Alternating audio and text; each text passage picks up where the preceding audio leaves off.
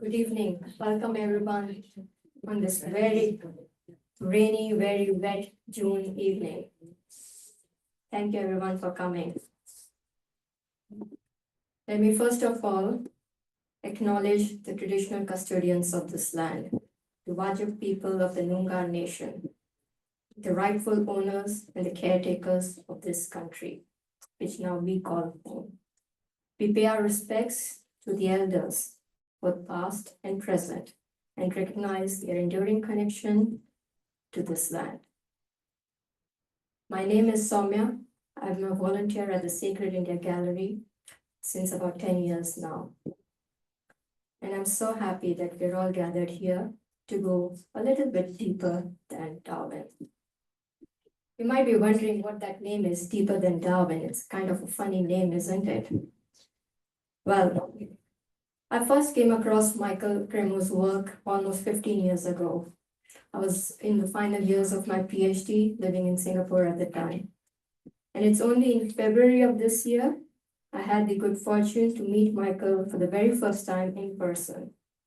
We had very many wonderful conversations. I learned a lot from him. And in one of those conversations, Michael told me that he's visiting Darwin this year in June to attend the World Archaeological Congress. And I said, Michael, Darwin's up north and we're just a little bit further south. Why don't you come a little bit deeper than Darwin?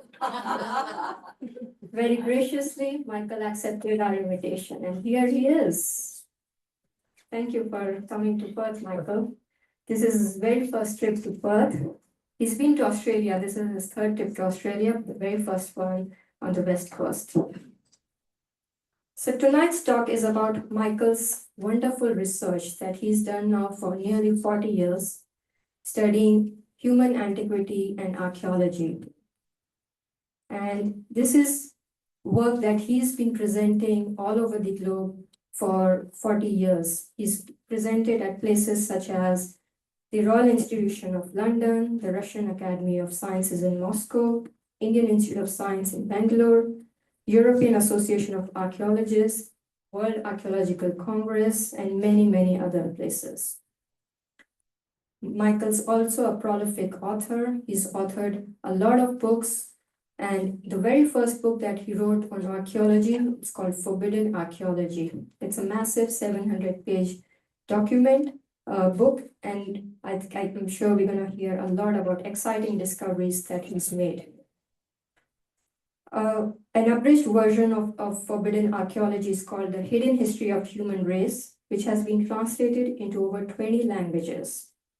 His most recent book is Extreme Human Antiquity, Further Investigations into Forbidden Archaeology. It documents evidence of extreme human antiquity that has come to his attention since the publication of his first book, Forbidden Archaeology. Just a few housekeeping information before we get started. Water stations have been set up right outside in the foyer area, and toilet access is just outside as you cross the foyer hall. In case of emergency, please follow the hotel staff. I'll just very briefly share a review that came out in many of Michael's work. This is from Walter J. Langbein, who's the editor of the Para magazine. He says, if we imagine the history of humanity as a giant museum containing all knowledge on this topic, then we shall find that several of the rooms of this museum have been locked. Scientists have locked away the facts that contradict the generally accepted picture of history. Michael Cremo and Richard Thompson have, however, opened many of the locked doors and allowed laymen as well as scientists to see inside. Even scientists have been influenced, and rightly so. The hidden history of human race compels the world of science to enter new territories and calls into question many revered theories about humanity and human history. Without further ado, let's welcome Michael to Perth and tonight's talk.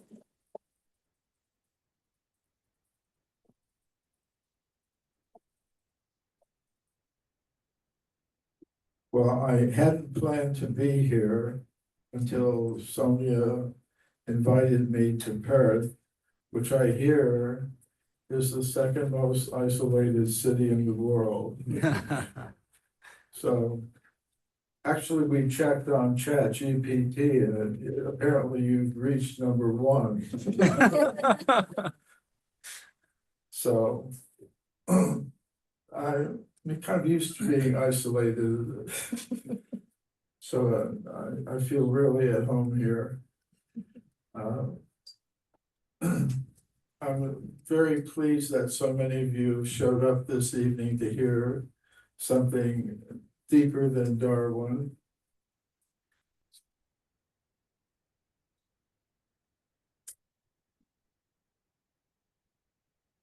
My work is inspired by my studies in the ancient Sanskrit writings of India, especially the Puranas. Those are the Vedic histories. And they contain accounts of human populations that have existed on this planet in very distant times, going back millions of years. That's something quite different than I learned from my teachers in high school and university. The common consensus among scientists today is that the first human beings like us appeared less than 300,000 years ago on this planet. But when I did 8 years of research into the entire history of archaeology, looking at original reports by archaeologists, geologists, other scientists digging into the earth, I found reports of many discoveries of human bones, human artifacts, human footprints, far older than 300,000 years. So the real picture, if one looks at all of the available evidence, and not just the selected evidence we find in today's textbooks, we see a picture emerging of coexistence of different types of humans, intermediates between humans and ancient apes, and apes and monkeys. Now, a lot of this evidence that I'm speaking about is no longer current. So why is that? It has something to do with Charles Darwin, one of the most influential intellectuals in the history of the earth. And in 1859, he published his revolutionary book, The Origin of Species. And in it, he proposed something different than was commonly accepted in his day, namely that God had created, the different forms of life that we see on this planet, the human beings, the plants, the animals. So scientists all over Europe were won over by his ideas, and they began to search for what they called a missing link, a creature intermediate, the fossil remains of something intermediate between the ancient apes and the modern humans. And they began to excavate all over Europe and other parts of the world. But what they were finding was not evidence for a missing link. They were finding evidence that human beings like us were existing in very ancient times, going back many millions of years.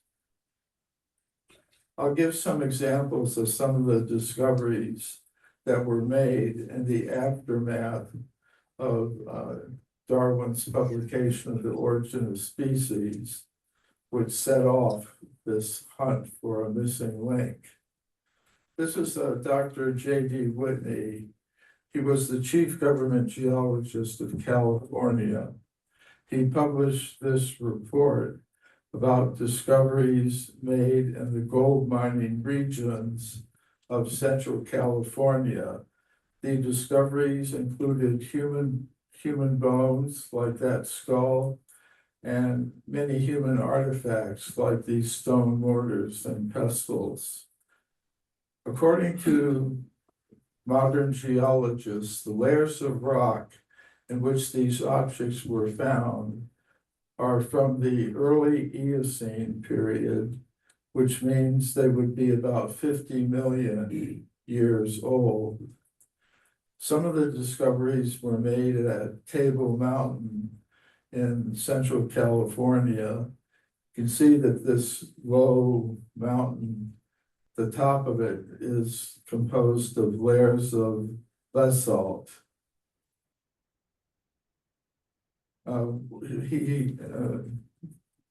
This is one of the discoveries that was made in a mine, a gold mine that was dug into the side of that mountain. Llewellyn Pierce said this mortar was found in the Boston Tunnel Company mine. He said it was dug up by me about the year 1862 under Table Mountain in gravel at a depth of about 200 feet from the surface under the basalt, which was 60 feet deep and about 1,800 feet in from the mouth of the tunnel. So many objects like this were found, and they were reported by Whitney in a publication that came out from Harvard University's Museum of Comparative Zoology. In the report by Dr. Whitney, he mentioned some discoveries that were made in Europe by Carlos Ribeiro, who was the chief of the Geological Survey of Portugal. He discovered many human artifacts in his country of Portugal in layers of rock that dated to the Miocene period, the early Miocene period in green there, which means they would be about 20 million years old. Being the head of this geological survey, he was also a director of the Museum of Geology in Lisbon. And he displayed the artifacts in that museum. And I got permission from the directors of the museum to study them and photograph them. And these are some of the objects. Now, they may look primitive, but we have to keep in mind that even today, there are human beings, such as the Hadia tribe in Ethiopia, who still make and use similar stone tools of a very simple type. So they are the type of object that archaeologists normally attribute to anatomically modern humans. Now, I just gave two examples of discoveries for evidence of humans existing many millions of years ago. Now, there were many more than two. There were hundreds of these discoveries, which I documented in my book, Forbidden Archaeology. Now, why are they absent from today's textbooks? At the time those discoveries were made, there wasn't a fixed timeline for evolution. The idea had just come to the attention of scientists. They really hadn't figured out the timeline for it. So if somebody happened to discover evidence for human beings existing millions of years ago, it didn't violate any fundamental principle. But what happened in 1892 was that there was a claim that a missing link had been found. Eugene Dubois, who was a Dutch researcher, went to Java, which at that time was a Dutch colony. And at the Trinil site, he found evidence for a creature that he called Pithecanthropus erectus. So this discovery was very important for this reason.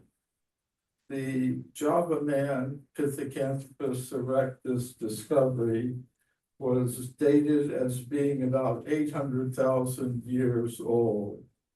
So scientists now have a fixed point of time. If you have the missing link, the intermediate creature at 800,000 years, then according to the theory of evolution, the anatomically modern humans would have had to have come into existence sometime after that. So what happened to all the evidence that had been accumulated since 1859 to 1892, showing that human beings had been existing for millions of years? When this Java man discovery became accepted, that other evidence was forgotten, put aside, cast into oblivion, ignored, in some cases actively suppressed. So then the problem became, well, if we're going to ignore that evidence, then at what point after 800,000 years did humans come into existence, humans like us, the first Homo sapiens? That's now put at about 300,000 years. So here's what happened to Whitney's discoveries based on the Java man discoveries. William H. Holmes was a physical anthropologist at the Smithsonian Institution in Washington, D.C. And he said, perhaps if Dr. Whitney had fully appreciated the story of human evolution as it is understood today, he would have hesitated to announce the conclusions he formulated, notwithstanding the imposing array of testimony with which he was confronted. Now, let me translate that for you. It's he said, if the facts don't fit the theory, even an imposing array of facts should realize they couldn't possibly be true. And specifically, he made reference to the Java man discoveries. He suggested that Whitney's evidence should be rejected because, quote, it implies the human race older by at least one half than Pithecanthropus erectus of Dubois, which may be regarded as an incipient form of human only. Again, the point, if you have your missing link at 800,000 years, what do you do with evidence that is millions of years older than that? So the same thing happened to Carlos Ribeiro. He discovered many human artifacts like this pointed flint object from Morganiero. And after he displayed that in the museum with labels indicating an age of 5 million years at least from the Miocene period. But when he died, his colleagues in the museum did something very interesting. They left the object on display in the museum, but they wrote a new label for it. And the second line gives the age. It says Paleolithico Superior. That's the Upper Paleolithic period. So the museum officials thought, okay, the Upper Paleolithic period, that goes back about 20,000 years. That seems reasonable. 20 million years, the age that Ribeiro gave to the object, they thought that can't possibly be true because of this Javelin discovery. So the next generation of officials in the museum just put the entire collection away. And I was the first researcher to see them in over 50 years. Now, these kinds of discoveries are there in museums. I've been there and I've seen them. These objects aren't displayed to the public. And unless you are someone like me, you would never guess that these things are there. Actually, it's kind of interesting. I presented a paper on this work of Carlos Ribeiro and what happened to him at a meeting of the European Association of Archaeologists that took place in Lisbon. It was a very interesting experience. Later, that paper was published in a peer-reviewed scientific journal called the Journal of Iberian Archaeology, which deals specifically with the archaeology of Spain and Portugal. So, given the importance of this Pithecanthropus erectus discovery, the publication of it is shown here, by Dubois. We should carefully look at that discovery and see if it deserves the attention it got.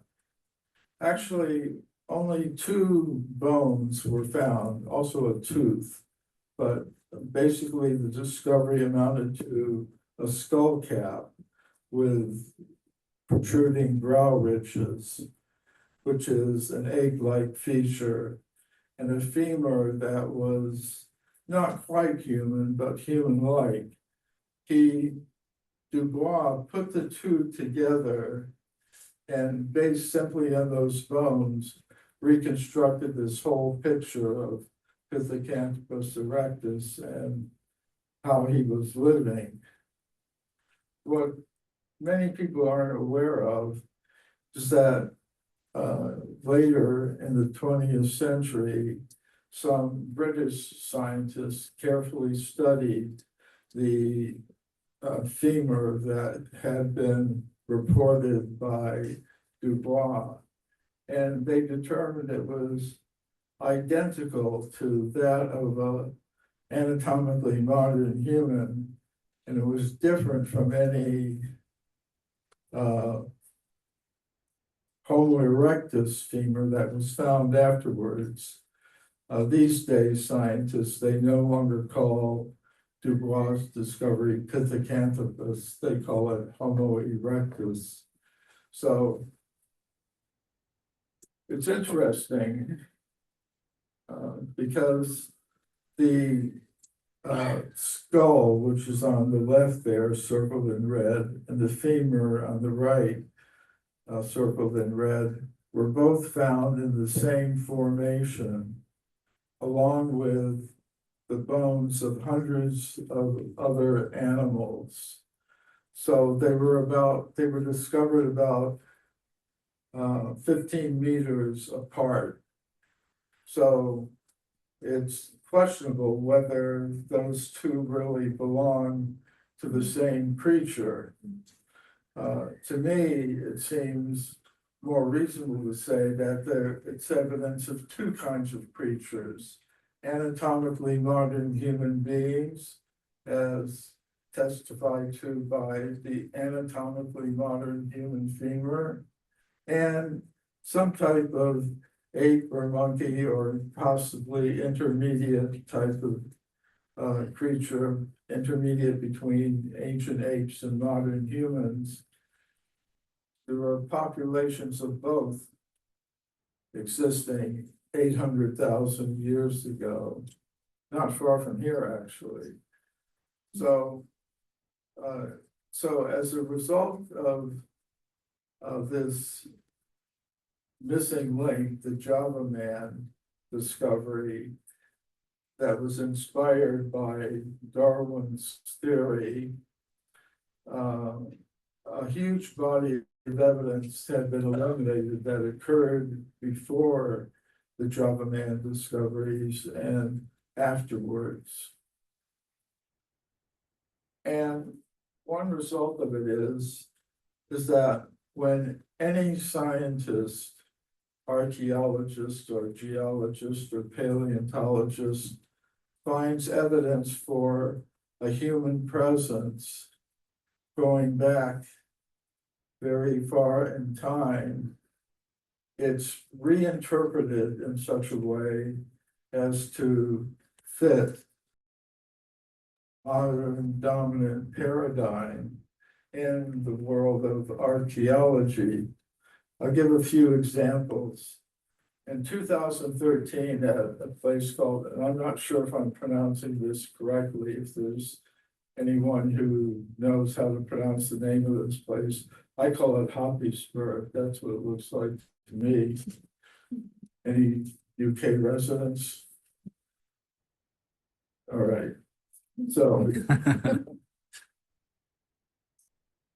we're in the second or most isolated part of the world. So what was discovered there was footprints. They were found at this place, and the archaeologists who discovered them carefully measured them, studied them, analyzed them, and they determined they were not different from footprints of living populations of anatomically modern humans, such as Native American Indians and Eskimos. So the archaeologists who discovered them did not attribute them to Homo sapiens, because according to their ideas, Homo sapiens didn't exist until 300,000 years ago. Wasn't existing at that time. So who was existing at that time? Many archaeologists in Europe would say it was Homo antecessor, who was a creature somewhat like Homo erectus, but existing in Europe at that time. So this is what I call knowledge filtration. You know, if human beings like us were present at that time, up to about 1 million years ago, walking on some beach sand, because that's where this occurred. It was on the shore of the North Sea. They would have made footprints exactly like those that were found. So you could take them as evidence for anatomically modern humans existing almost 1 million years ago in Northern Europe. But another way to do it is to say, well, there must have existed some type of intermediate being, some type of hominid that had feet exactly like modern human feet, but otherwise was completely different. Now you know what side I'm going to come down on. So a similar type of case In 2015, a publication came out in Nature Communications where some archaeologists reported the discovery of a finger bone. They technically called it the OH86 finger bone, Olduvai hominid 86. And the discovery was made at Olduvai Gorge in the country of Tanzania in East Africa.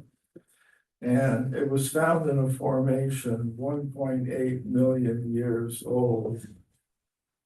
Now, it may seem like a really minor thing, a little finger bone, but there's something important that can be learned from this.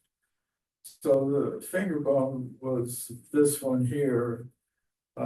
Technically, it's called the left fifth proximal manual phalanx, but it's that little bone there and your little finger.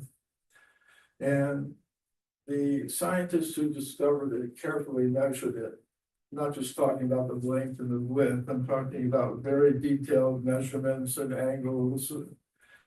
And they compared the measurements of this finger bone with the same finger bone that's found in apes and monkeys, chimpanzees, gorillas, macaques, baboons, different species of Australopithecus and Homo erectus. And they compared it with the same finger bone in populations of modern humans. And they found it fit squarely in the human group, after they analyzed it. But here's what they said in their report. And you pay close attention here because you can see the point I'm trying to make. They said OH86 represents a hominin species whose closest form affinities are to modern Homo sapiens. However, the geological age of OH86 obviously precludes its assignment to Homo sapiens.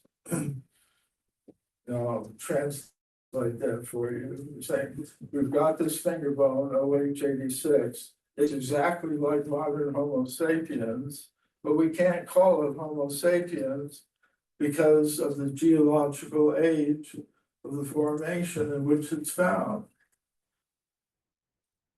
But why not?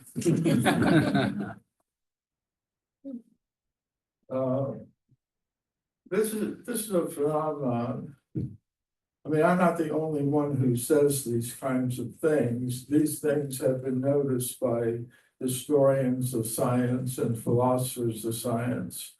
For example, Thomas Kuhn, who wrote the book, The Structure of Scientific Revolutions, and popularized the term paradigm, to indicate the body of knowledge that a particular discipline relies on, its methodologies, what is considered good evidence, bad evidence, what conclusions they've reached from their study.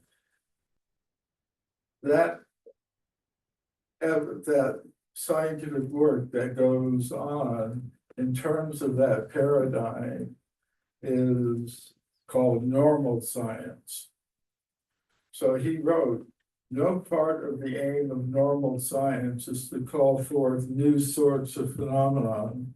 Indeed, those that will not fit in the box are often not seen at all. In other words, evidence for extreme human antiquity can be staring scientists in the face, but they won't see it as that because it just doesn't, they want to interpret everything to fit within their paradigm. It's kind of natural in a way. So, and then they don't see it for what it is.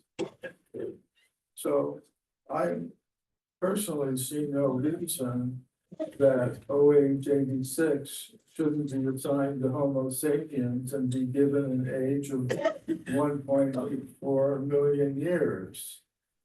Now, some people will say, Well, but there is no evidence that human beings existed at that time. The reason there's no evidence, because every time something is found like that, be the Hoggiesburg footprint, the OH-86 finger bone,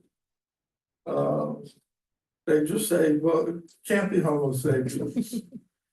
So if you proceed in that way, then you can happily just put the evidence that makes sense to you in the textbooks. And everything else, has to be wrong because it contradicts our paradigm. So I documented hundreds of such cases in this book, Forbidden Archaeology, which is 900 pages long, not 700.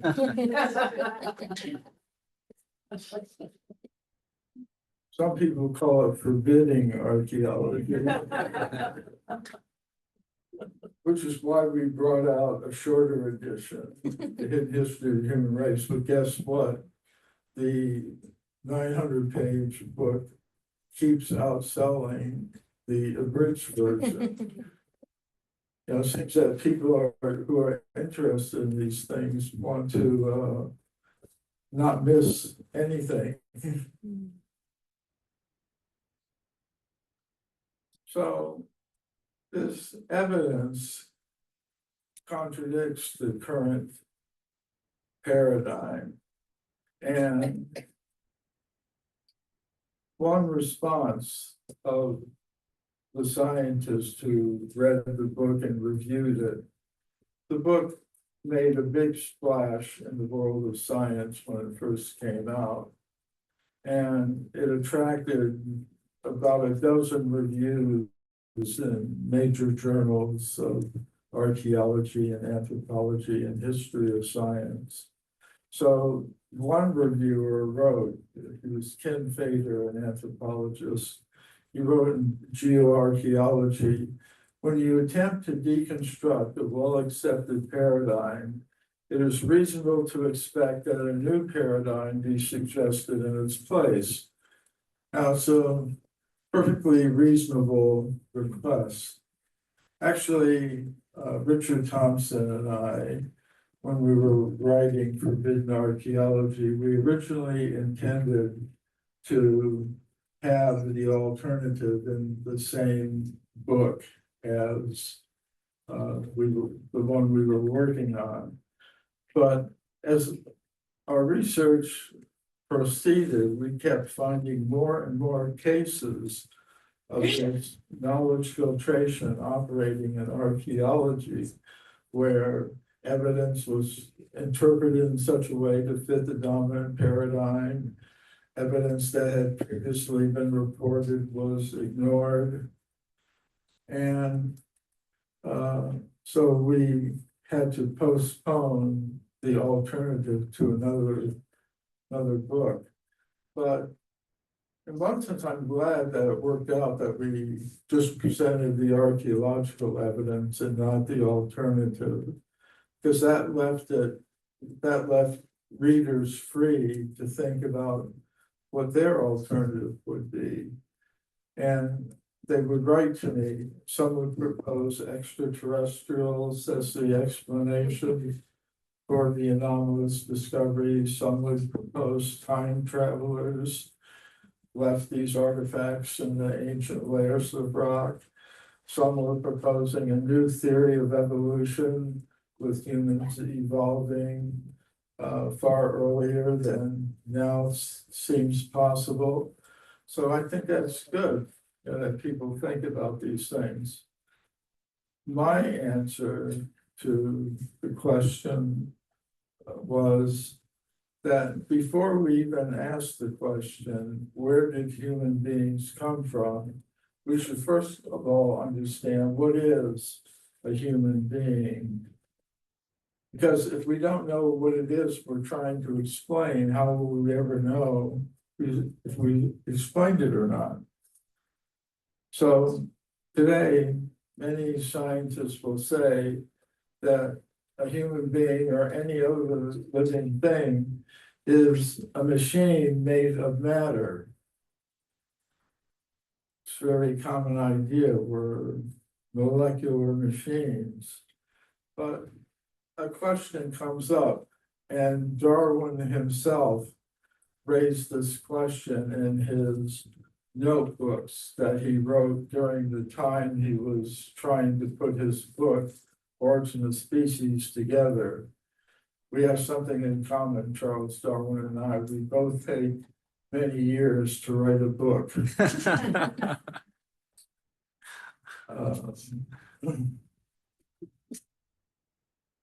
Some people tell me when I've been giving lectures, people afterwards would tell me, Michael, maybe you're a reincarnation of Charles Darwin. That's why you have to go around the world giving these lectures. And go to places like Darwin, Australia. So Darwin asked the big question, how does consciousness commence? Because this is a big problem for those who think we're just molecular machinery, we're machines made of matter. Where do you get consciousness? And he recognized it was a problem for his theory. And he thought consciousness may be a secretion of the brain. In other words, the brain produces consciousness. And he thought that's what the answer was, but he was never able to prove it. Eventually, he concluded in a book he wrote, Descent of Man, in 1871, in what manner the mental powers were first developed in the lowest organisms is as hopeless an inquiry as how life itself first originated. These are problems for the distant future. The distant future has arrived. And these are still problems. You know, later this year, actually in July, not too long from now, I'm going to a conference that I've been attending for a few years now, the Science of Consciousness. And there you have some of the world's leading cognitive scientists, neuroscientists, psychologists, many others who are specifically studying this problem. And actually, one of your Australian colleagues, Chalmers, Dr. Chalmers, kind of came up with the phrase, the hard problem with consciousness. Nobody's got it figured out up to this very day.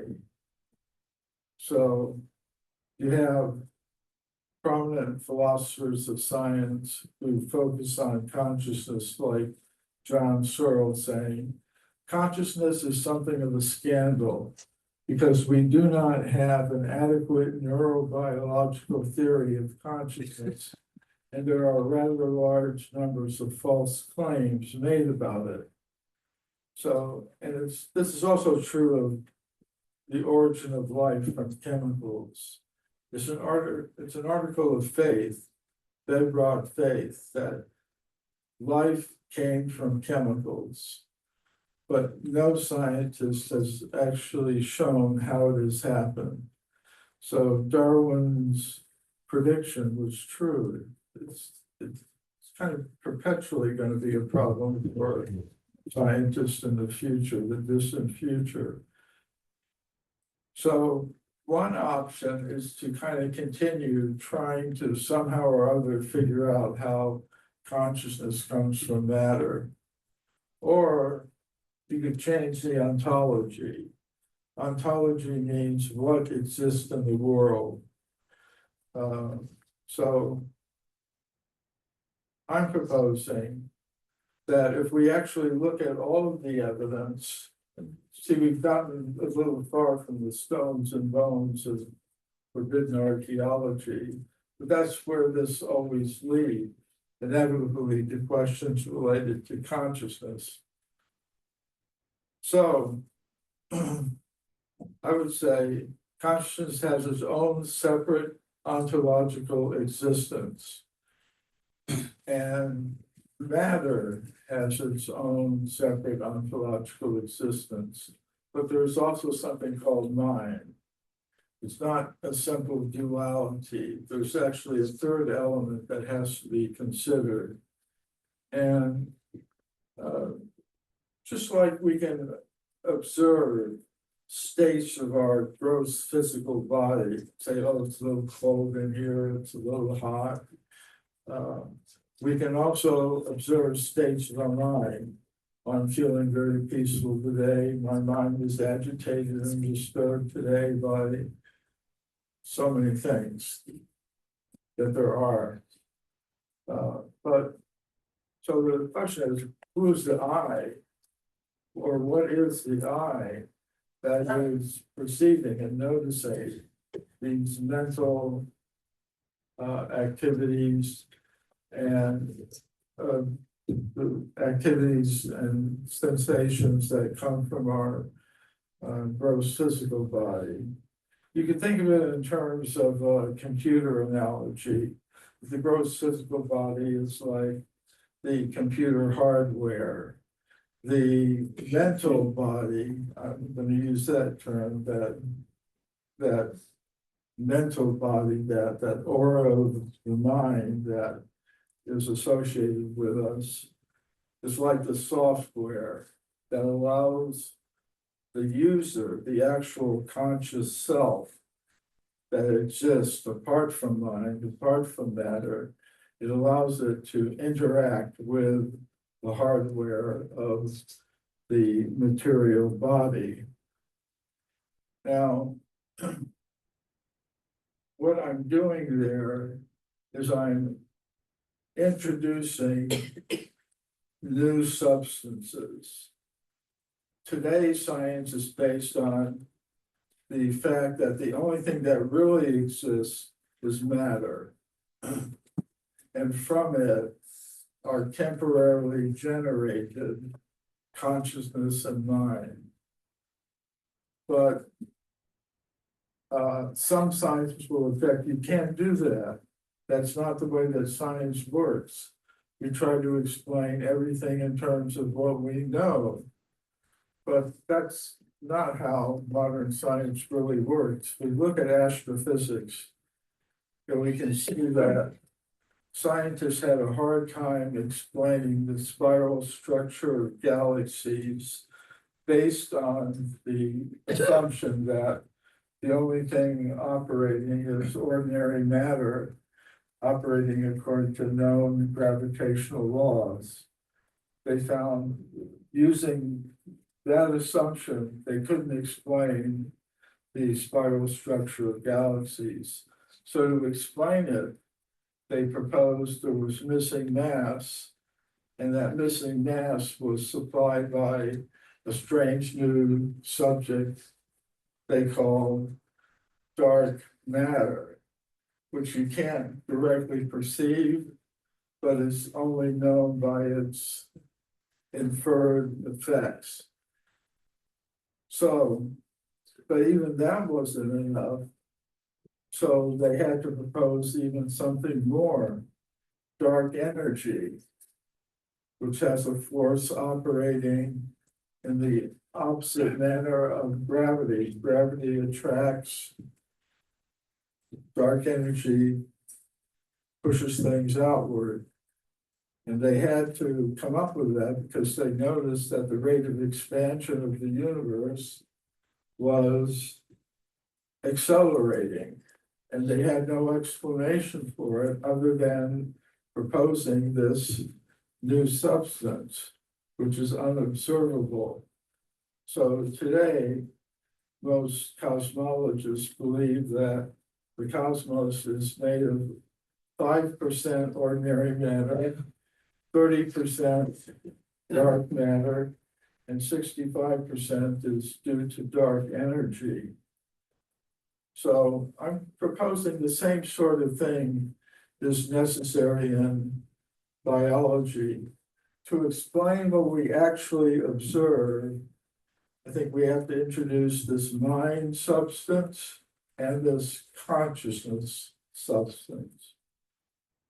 And there are philosophers of science who agree that things really can't be explained without doing something like that. This is Thomas Nagel. He wrote an interesting book called Mind and Cosmos. The subtitle is interesting. Why the materialist neo-Darwinian conception of nature is almost certainly false. He got in a lot of trouble for writing this book. But, he pointed out major scientific advances often require the creation of new concepts postulating unobservable elements of reality. The evidence for the existence of such things is precisely that if they existed, they would explain what is otherwise incomprehensible. And he pointed out consciousness is the most conspicuous obstacle to a comprehensive naturalism that relies only on the resources of science. If we take this problem seriously and follow out its implications, it threatens to unravel the entire naturalistic worldview. In other words, we're moving towards a consciousness-based picture of the universe rather than the matter-based conception that is now dominant in the world of science. And I think this has some very negative effects. He also, just kind of summarizing it, he wrote, conscious subjects and their mental lives are inescapable components of reality, not describable by the physical sciences. Like sometimes people used to talk about the soul, and science say, well, we can't accept that. That's religion. That requires belief. That requires faith, and that's not what we're about. But consciousness, conscious self, is not like that. To understand that one is a conscious individual personal being is not a matter of belief or faith or religion. It is a fact, is the most fundamental fact of our existence. As he put it, inescapable component of reality. So this, I believe, is the revolution that is beginning to happen with accelerating speed in the world of science. Now, as far as evidence for a subtle mind element associated with the human organism that can influence ordinary matter in ways that go beyond what's possible to explain in terms of the ordinary physical laws, there is a body of evidence supporting that. This is Robert John and Brenda Dunn. Robert John was head of the engineering department at Princeton University. He and Brenda Dunn set up the Princeton Engineering Anomalies Research Group. They did experiments with random number generators. Random number generators are, how am I doing on time? Good, about 5-7 minutes. Okay. So they did experiments with random number generators, which generate a random series of zeros and ones. If you let the machine run by itself, it will generate 50% zeros, 50% ones. They recruited students to sit in front of the machines and simply will mentally that they produce more ones than zeros, or vice versa, more zeros than ones. And they did this for 10 years, with thousands and thousands of trials. And they found that the students were actually able to do it to a statistically significant degree.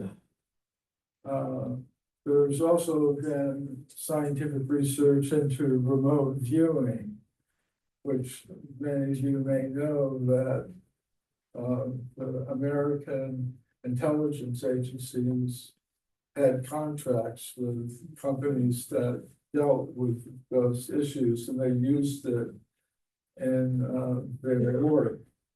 One of the people who was with one of these companies, Stefan Schwartz, was lecturing at the same conference I was lecturing at. So he came to my talk, I went to his, and he had a workshop in remote viewing.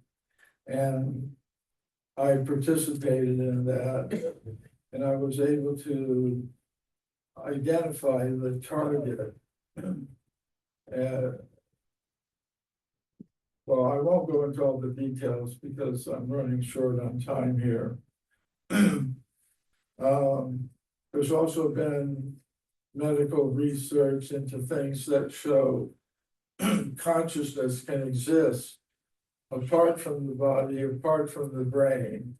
Comes from medical studies of out-of-body experiences or near-death experiences, during which the conscious self temporarily separates itself from the body and the brain, and is able to consciously observe things that, when the person is revived, turn out to be verifiably true.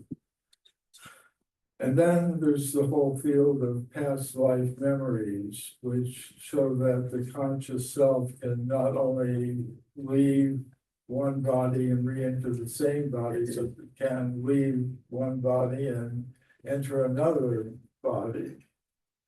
The work of Ian Stevenson is very notable in that way.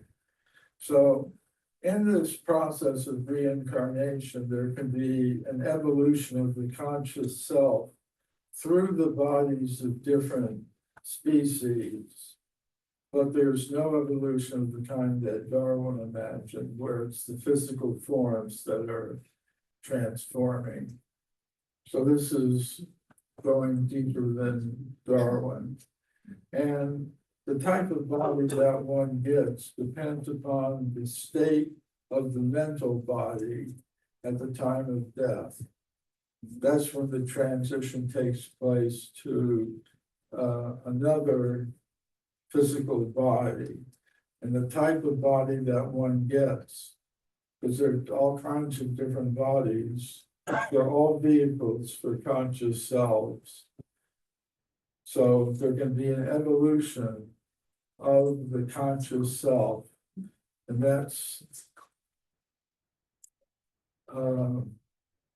that leads to the idea, if we are taking our existence to be made of matter, mind, and consciousness, this leads to another idea, namely that we exist in a multi-level universe or cosmos, with a level dominated by ordinary matter, which is where we find ourselves now, and bodily vehicles made of ordinary matter.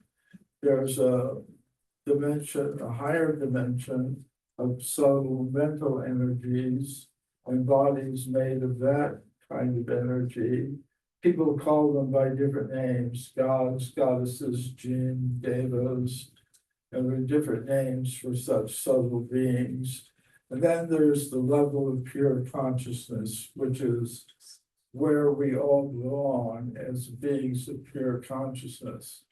In that sense, all of us are extraterrestrials, because none of us are, as conscious individual personal beings, is from the world of matter. That's not our place. So I mean, that sounds very strange, but there are, there have been scientists who lived fairly recently who've accepted such things. This is Dr. John Mack, who was a psychiatrist at the Harvard University Medical School. He wrote this book, Passport to the Cosmos. It appears ever more likely that we exist in a multidimensional cosmos. The cosmos appears to be filled with beings, creatures, spirits, intelligences, gods. So basically, what I have concluded is that originally, as beings of pure consciousness, we're from that higher level of reality. It's possible to remain there, but if we depart from there and descend into the lower regions of mind and matter, we become covered by those energies, by those mental and gross material energies. And those coverings are what we call bodies. So there's a process by which we can restore consciousness to its original pure state, free it from its coverings of mind and matter. And that is the purpose, the ultimate purpose of yoga, meditation, prayer, contemplation, different spiritual disciplines and different traditions. I personally have adopted the practice of mantra meditation. I meditate daily on the Hare Krishna mantra, but I don't claim to have any monopoly on truth. I think truth can be found everywhere. It's like if you have gold, you could stamp it with symbols of different nations. But if it's really gold, it doesn't matter what symbol you stamped on it. So similarly, if I can understand I'm a being of pure consciousness, you're a being of pure consciousness, we're all beings of pure consciousness. There's no need to divide ourselves into competing, violently competing, sometimes groups, and on the basis of superficial characteristics of the gross physical body. We can focus on developing the resource of consciousness and and we can satisfy our material needs in the most simple, natural, efficient, and fair way possible. So thank you very much.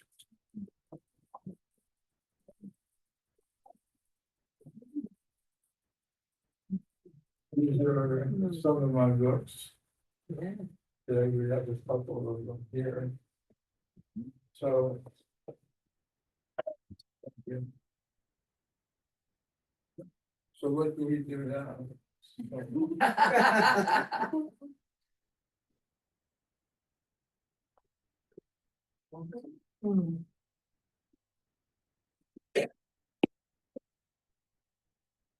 Thank you, Michael. That was really, really deep.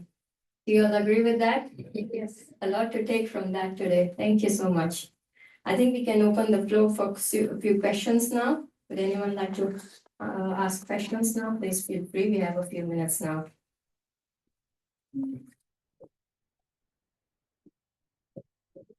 Hi, good evening, Michael. Good evening. Just had two questions. One of them was, I think, they found a species of monkey in Indonesia somewhere, which is a black faced, and they were like similar to not monkeys and not humans. And like I think two scientists went there and then they destroyed, they got killed by that monkey group or something, and one of them even had some photos.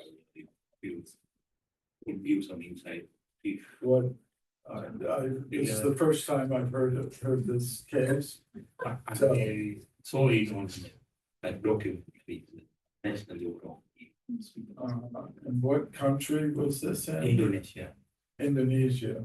So some American photographer or something, they went to capture an owl, but instead of owl, they had a guide and those monkeys attacked them and killed, and one of them survived and he was taken in prison because the Indonesian government thought he has killed those other people who was. Yeah, well, it is possible. There was some photo. It is possible that human beings can be killed by monkeys. In America, people have all kinds of unusual pets. Some people have kept chimpanzees as pets. But they can, and this has happened. They can turn on you, and actually they're quite strong. You might think, oh, it's a cute little monkey, but it's This is like, it looks, a group of monkeys. but not really monkeys. They were like, he's taken some photos or something. They were there. Oh, They okay. were like different. Well, Nobody's. kind of like a variety, an Indonesian variety of. It's just small, it's a black face, and it can jump from tree to tree, but it looks like a hairy human. Yeah, well, thank you. I have to keep I my saw it eyes like a open. long time ago, but it was but I saw it. Keep my eyes open. They tell me about it's a little bit different from this topic, but it's relevant to archaeology. So I was out of curiosity wanted to ask about pyramids, if you could little bit because there's a lot of that research and all that. I thought if applicable because they're big, but Yeah, there are like different pyramids in different parts, like in South America and Egypt and anything. Even China has some more. well, you kind of said it. Yeah. Yeah, I'm not primarily a pyramid researcher, but it's something I'm interested in. Because it's very hard to explain how those pyramids, like the Giza pyramids, were constructed. Recently I did a podcast with a man who has a collection of stone jars from Egypt. And this isn't maybe as exciting as the pyramids, but it's still a mystery. Like these stone jars, which are about like this high, are carved out of stone, like a block of stone, but their walls are very thin, very delicate. And it's just amazing. I saw a collection of 400 of these things. I had heard about them from John Anthony West, who was a alternative type researcher who is specialized in Egypt. But I saw them for the first time and was able to hold them in my hands. And they are really amazing, because if you try to give them to a modern stone worker, they would have a hard time duplicating them. So, somebody else? I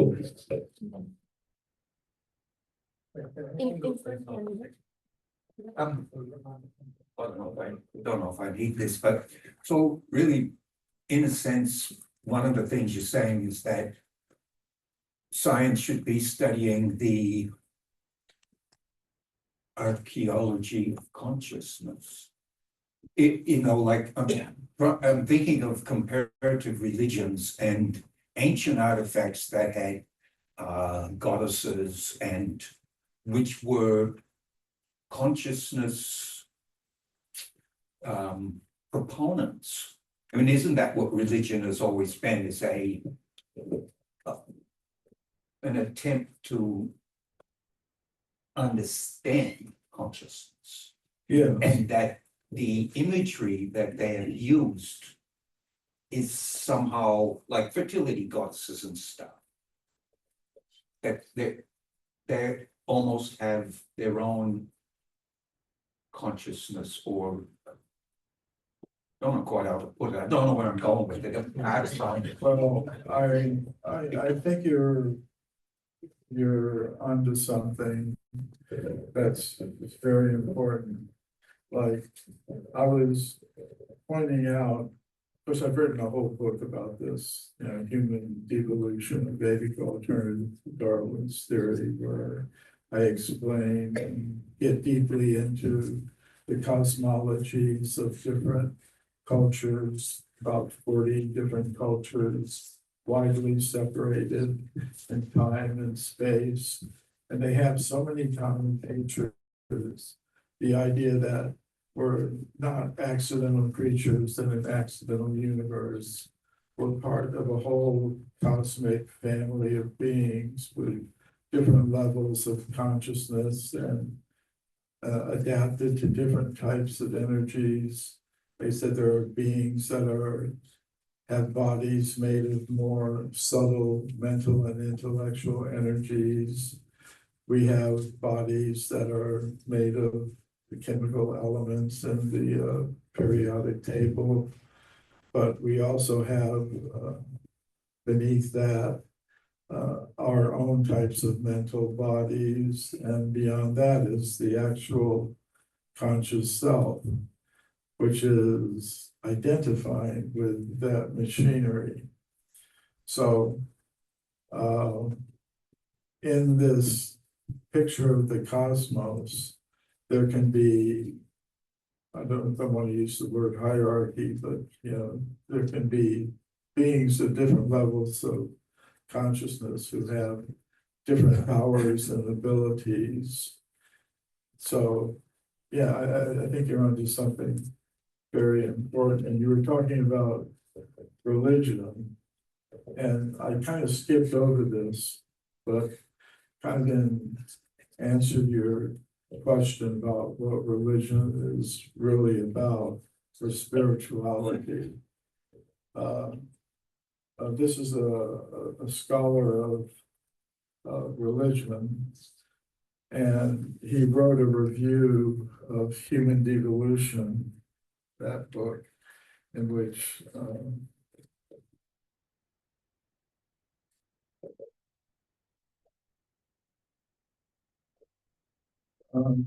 which he said, Cremo provides an extensive, thoroughly researched catalog of alien abductions, seances, paranormal apparitions, psychokinesis, and the like. It is all here.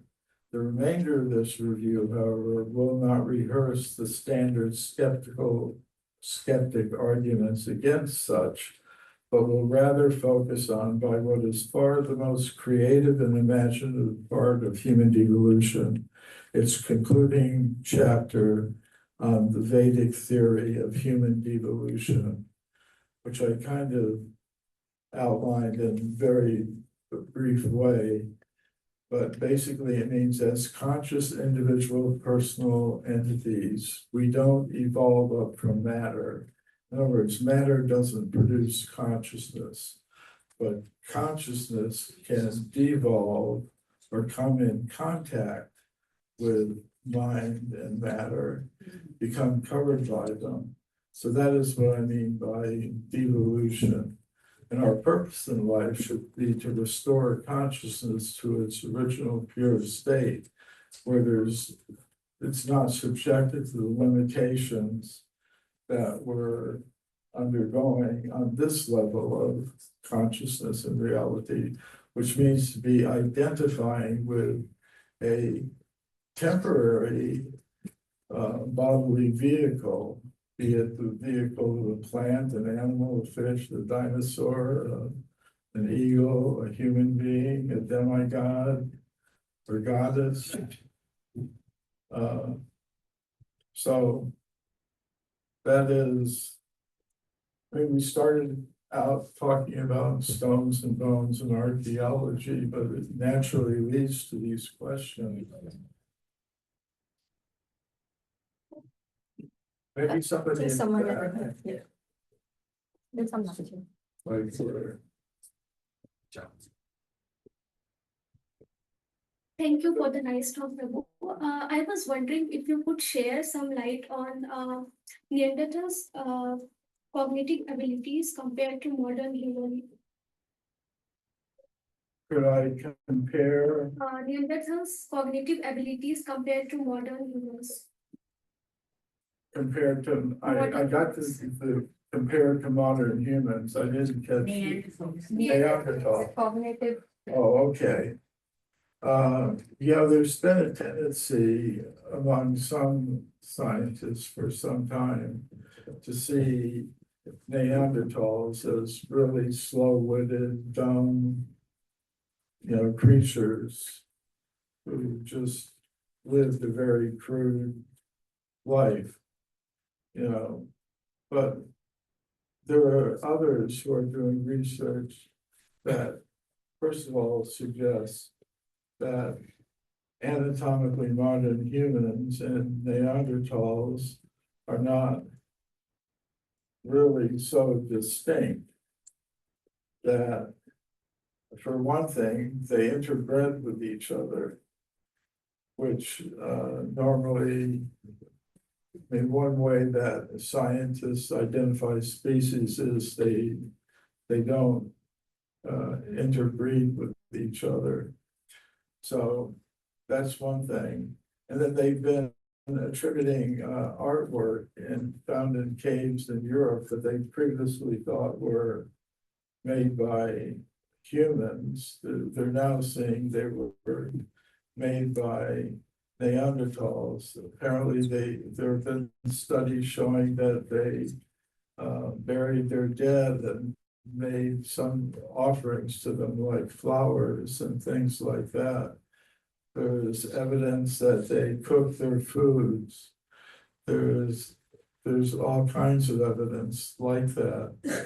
And in my book, Extreme Human Antiquity, I mentioned that the distinction that some scientists make between anatomically modern humans and Neanderthals is based on physical characteristics like eyebrow ridges that are very pronounced.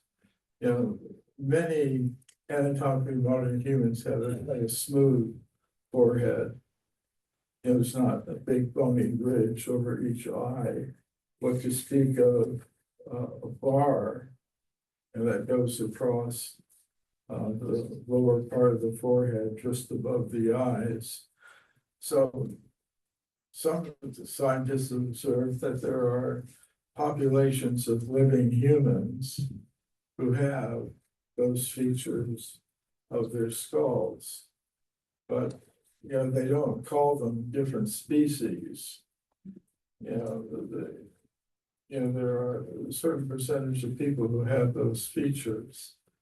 So based on considerations like that, I'm prepared to have an extended concept of what it means to be so-called anatomically modern humans. So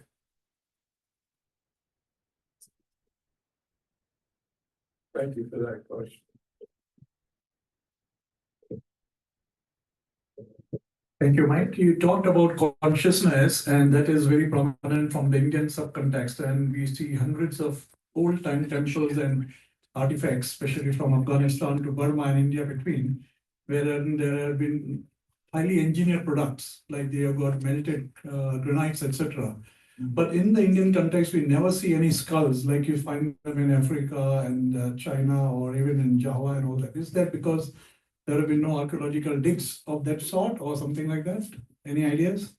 There have been some skulls discovered in India, Narmada River skull for one. There have been some remains. One thing we have to consider is fossilization of bones is a rare event, because bone is made of bone protein, collagen, like any other organic substance. It's subject to decay, so bones decay after some time. It's very interesting, I mentioned chimpanzees a little earlier. The fossil record for chimpanzees was non-existent. Scientists have looked for fossil evidence of chimpanzees, which should be there according to their ideas. But they never found a single one until I think 2016, where finally they found one fossil bone that they regarded as being of a chimpanzee. So as far as the fossil evidence was concerned, chimpanzees did not exist. If you want to look at it that way. But one factor is that according some places where a species or a type of animal live are favorable for fossilization and some are less. A forest is not a good place for fossilization, either of chimpanzees or perhaps humans even. If humans are living in a forest area, they're not likely to be fossilized.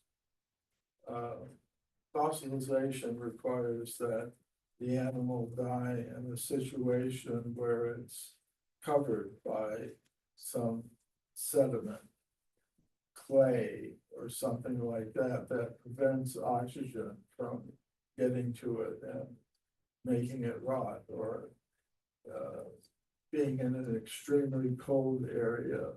Like there's so many accounts of people finding frozen bodies of mastodons. You can actually get meat from it. And I'm a vegetarian, so I don't like to talk about these things. Thank you. But they, Perhaps we can have the last question here. Oh, thank you. Hi, Michael. Thanks for coming to Perth.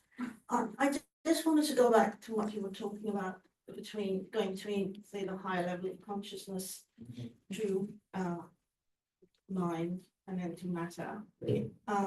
And are you also suggesting that we can go from our current level to a higher level? And do you theorize that that is linear, or can it just be non-linear? So could we also, if we wanted to exist, say from a higher consciousness to a lower one, could we then go back to a time before this?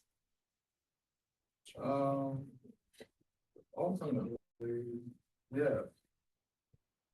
Because time. Oh, this, okay, sorry. There are things that happen. For example, there's a story of King Kakudmi, who had a daughter, and in the Vedic culture, and this is a long time ago, he was trying to find someone who would be a good husband for the daughter. And he decided to go to a higher level of reality, and he traveled through the different dimensions with his daughter to the topmost material planet, the planet of Brahma, the chief demigod.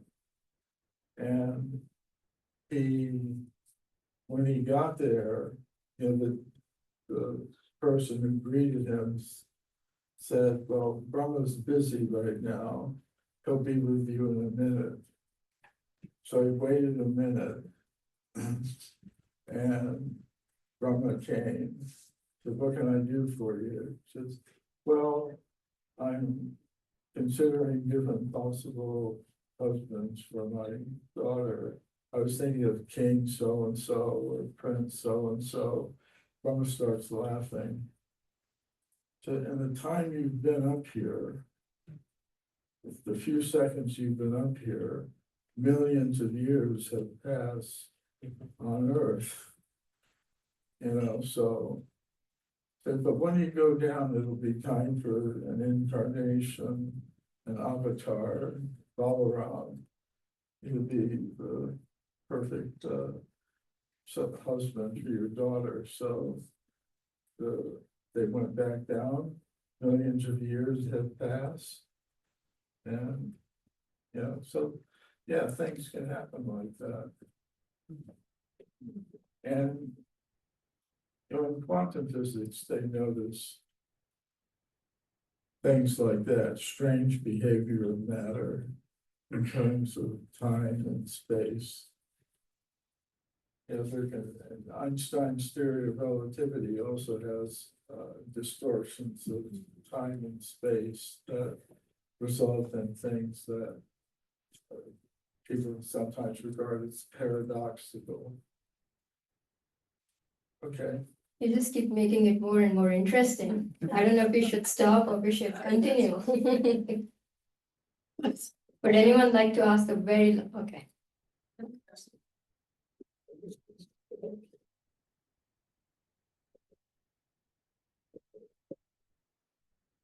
It's very, very nice talk, Michael. I'd like to make an observation and also a question at the end. So you made a very good point about how messy the scientific process can be, by showing us, demonstrating clearly how the evidences are sometimes cast aside or they're not taken in the right light or whatever they are. Then you also gave us a very good example of when science can actually work, by giving us the example of a dark matter being given as a potential a reason for the universe the way we see it. Now, thinking about it, that dark matter was conceived to understand the rotation of the stars around the galaxy, but it also has other evidences to prove it. For example, the bending of light from distant sources. Now, the question that I'm trying to come to is the model that you have put forward for the consciousness to bring it into the scientific process.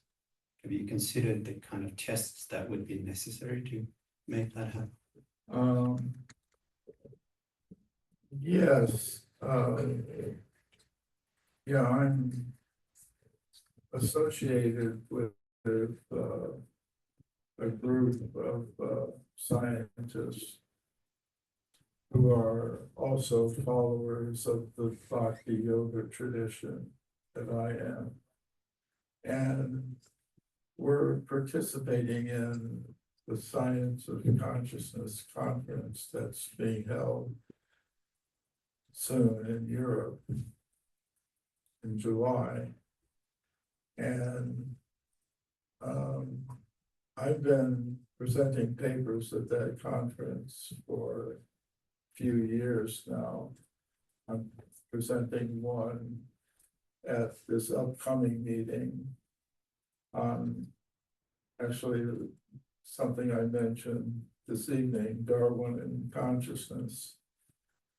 I mean, what I'm doing is saying, given that in this domain of consciousness studies, it's kind of in a pre-paradigm state, and to use Kuhn's terminology, where there's no one theory that has one general acceptance in that community. There are big divisions, which means the floor is open for proposals. So there's a group that I'm associated with that is developing something called the Atma paradigm. But it's not easy, as you know, but there is an opportunity there. And we've made some progress in being able to present workshops. I mean, there are different levels of participation in these fields, depending upon your credentials, your institutional affiliations, the opportunities for funding that you have, plus the persuasiveness of your concepts and ideas. So I recognize there is a lot of work to be done, but there is a field in which there is some opportunity. So we'll see how far we get with it. If you're in a minority position in the world of any field of science, you're faced with two realities, that sometimes the minority position becomes a majority, and sometimes it doesn't.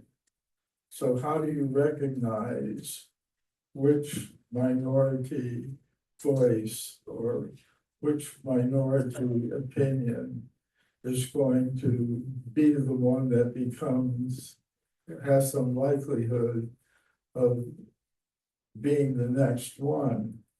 That would be one that is able to solve a problem that has eluded the majority group for a long time, and there are huge problems that have eluded solution in that particular field. And so we'll make our attempt. How it comes out, I don't know. But we'll see. At least you have to have your foot or be in the game, be part of the discourse. So we'll see. I look at problems like in consciousness studies, like the boundary question. Many cognitive scientists are becoming either panpsychics or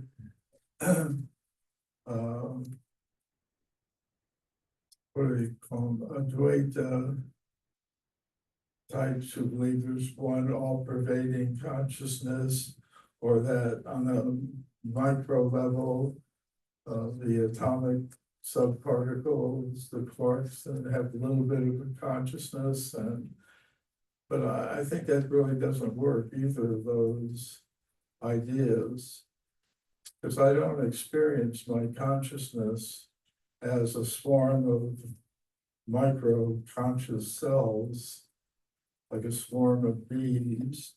I don't experience all pervading consciousness. And this is the boundary problem. You know, if there's one all pervading consciousness, why is my consciousness sort of limited and perspectival? You know, that I have my perception of what's going on in this room, you have your perception. Anyways, don't get me started on this. Keep you here for days. Are you writing a book on that? Are you writing a book on that? I'm writing a book on almost everything. But I can't get them out. I really admire somebody like Isaac Asimov, who could write 6 books a year or something.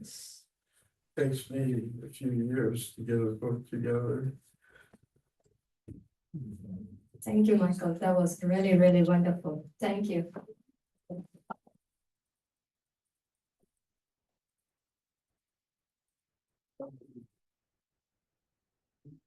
And thank you to all of you for coming today, this evening. I'm sure all of you enjoyed this talk. And this is not the last one. We'll have many more to go. Now, Michael is an author. He's written a lot of books.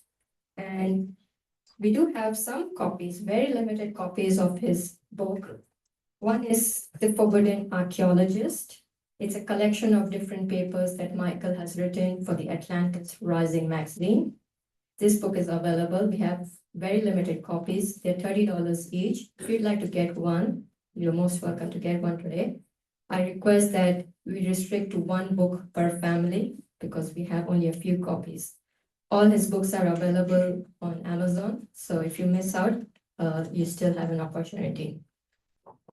Michael's latest book that he's really only just released is called Extreme Human Antiquity. This book documents evidence for human antiquity that has come to his attention since the publication of his first book, Forbidden Archaeology. So this book, his latest book, is also available, just a few copies, and they're $50 each. Michael, would you like to sign them if anyone wants to get a book? Where will I do that? Here? Yeah, Okay, but the books are out there. yep, they can buy out there. My friend Nick will be out there at the, Nick, could you please stand? He's gonna be out there at the book table, so if anyone would like to get a book, you can pay by cash, you can pay by card, and grab your book, and Michael will be happy to sign them off. If anyone else wants to ask some questions or meet Michael, he's still gonna be around for a few more minutes, so feel free to hand around if you have some questions that weren't addressed. And if you enjoyed today's talk, so I'll just put the slide up here, please. Yeah, I can do that.